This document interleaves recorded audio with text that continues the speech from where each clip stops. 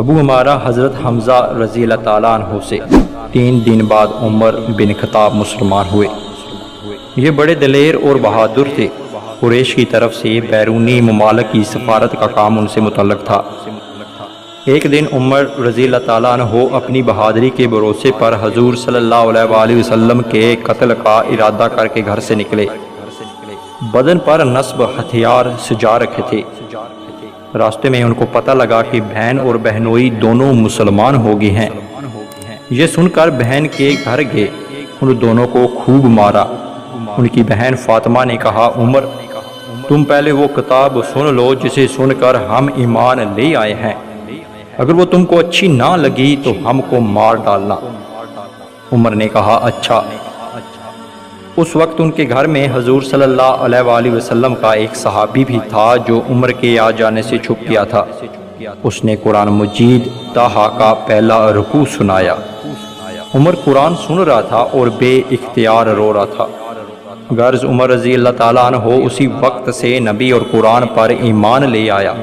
جو گھر سے قاتل بن کر نکلا تھا وہ جان نثار بن گیا۔ آگے چل کر ان کا لقب فاروق ہوا۔ اس وقت تک مسلمان نماز اپنے گھروں میں چھپ چھپ کر پڑھا کرتے تھے، اب کعبہ میں جا کر پڑھنے لگے۔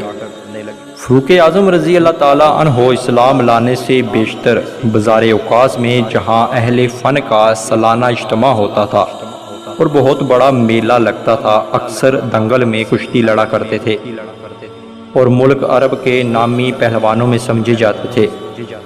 شہسواری میں یہ کمال حاصل تھا کہ گھوڑے پر چڑھ کر سوار ہوتے اور اس طرح جم کر بیٹھتے کہ بدن کو حرکت نہ ہوتی تھی۔ فتوح البلدان کی روایت کے موافق حضور صلی اللہ علیہ وآلہ وسلم کی بعثت کے وقت قریش میں صرف 17 آدمی ایسے تھے جو لکھنا پڑھنا جانتے تھے۔ ان میں ایک عمر بن الخطاب بھی تھے۔ آپ 40 مسلمان مردوں اور 11 عورتوں کے بعد اسلام لائے۔ بقول بعض 39 مردوں اور 20 عورتوں کے بعد، اور بقول دیگر 45 مردوں اور 11 عورتوں کے بعد اسلام میں داخل ہوئے۔ آپ سابقین اور عشرہ مبشرہ میں سے ہیں۔ آپ کا شمار علماء اور زہاد صحابہ میں ہوتا ہے۔ ابن مسعود کی روایت ہے کہ جس روز عمر فاروق رضی اللہ تعالیٰ عنہ ایمان لائے اس روز سے اسلام عزت ہی پاتا گیا۔ آپ کا اسلام گویا فتح اسلام تھی اور آپ کی ہجرت گویا نصرت تھی اور آپ کی امامت رحمت تھی۔ ہماری مجال نہیں تھی کہ ہم کعبہ شریف میں نماز پڑھ سکیں، لیکن جب عمر فاروق رضی اللہ تعالیٰ عنہ ایمان لائے تو آپ نے مشرکین سے اس قدر جدال و معرکہ آرائی کی کہ مجبوراً ان کو ہمیں نماز پڑھنے کی اجازت دینی پڑی۔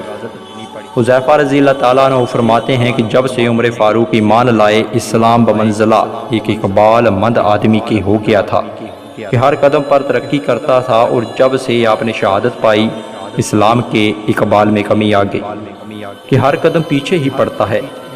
ابن سعد کہتے ہیں کہ جب سے عمر فاروق ایمان لائے اسلام ظاہر ہوا۔ ہم کعبہ کے گرد بیٹھنے، طواف کرنے، مشرکین سے بدلہ لینے اور ان کو جواب دینے لگے۔ ابن اساکر نے حضرت علی رضی اللہ تعالیٰ عنہ سے روایت کی ہے کہ ہر شخص نے خفیہ طور پر ہجرت کی ہے، لیکن جب عمر فاروق رضی اللہ تعالیٰ عنہ نے ہجرت کا قصد کیا تو ایک ہاتھ میں برہنہ تلوار لی، دوسرے میں تیر اور پشت پر کمان کو لگا کر خانہ کعبہ میں تشریف لائے۔ 7 مرتبہ طواف کیا اور 2 رکعتیں مقام ابراہیم کے پاس کھڑے ہو کر پڑھی۔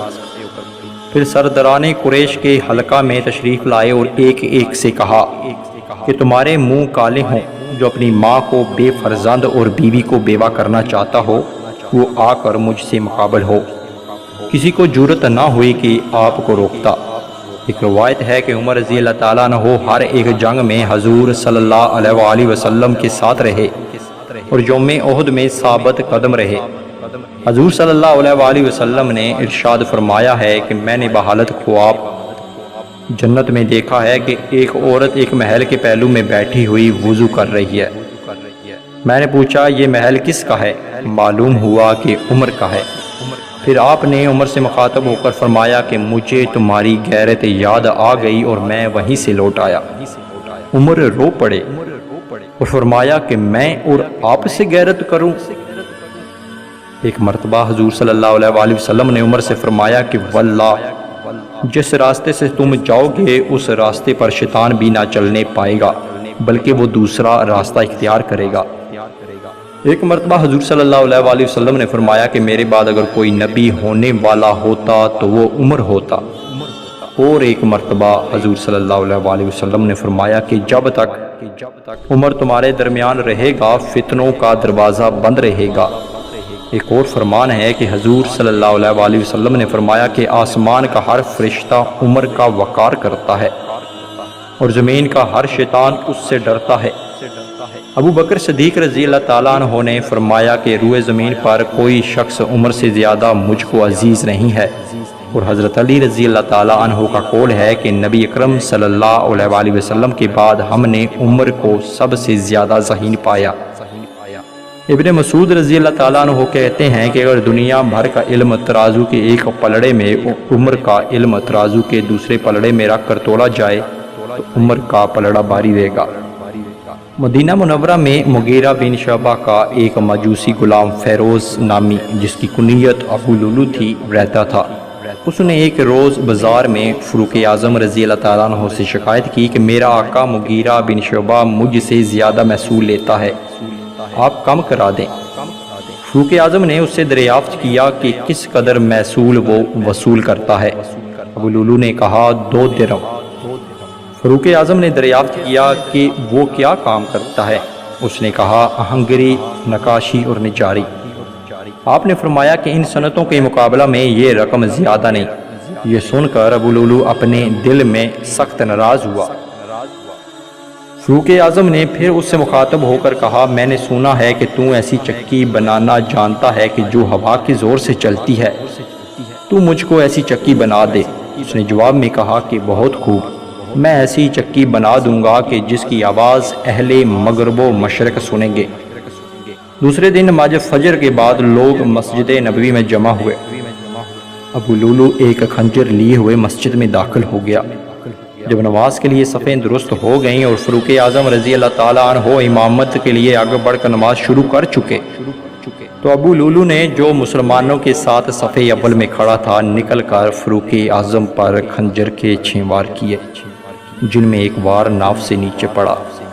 فاروق اعظم نے فوراً عبد الرحمن بن عوف کو کھینچ کر اپنی جگہ پر کھڑا کر دیا اور خود زخموں کے صدمہ سے بے ہوش ہو کر گر پڑے۔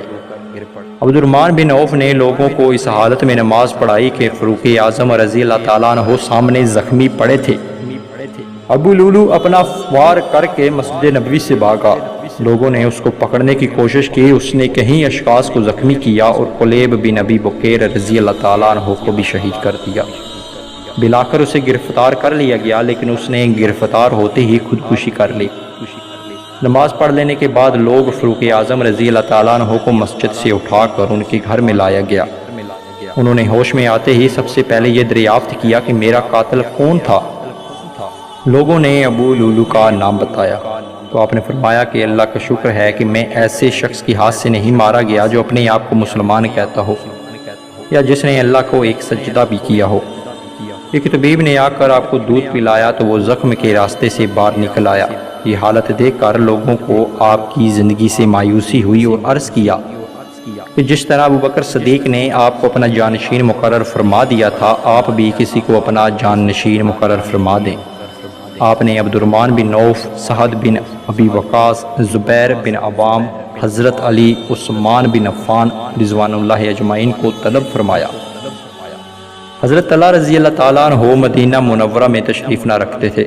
فاروق اعظم 5 آدمیوں سے مخاطب ہو کر فرمایا کہ 3 روز تک طلحہ کا انتظار کرنا، اگر وہ 3 روز تک آ جائیں تو ان کو بھی اپنی جماعت میں شامل کرنا، اور اگر وہ 3 روز تک نہ آئیں تو پھر تم 5 آدمی مشورہ کر کے اپنے آپ میں سے کسی ایک کو اپنا امیر بنا لینا۔ اس کے بعد آپ نے اپنے بیٹے عبداللہ بن عمر کو بلا کر کہا کہ اگر لوگ خلافت و امارت کے انتخاب میں اختلاف کریں تو تم کثرت کے ساتھ شریک ہونا، اور اگر فریقین برابر تعداد کے ہوں تو تم اس گروہ میں شریک ہونا جس میں عبد الرحمن بن عوف شامل ہوں۔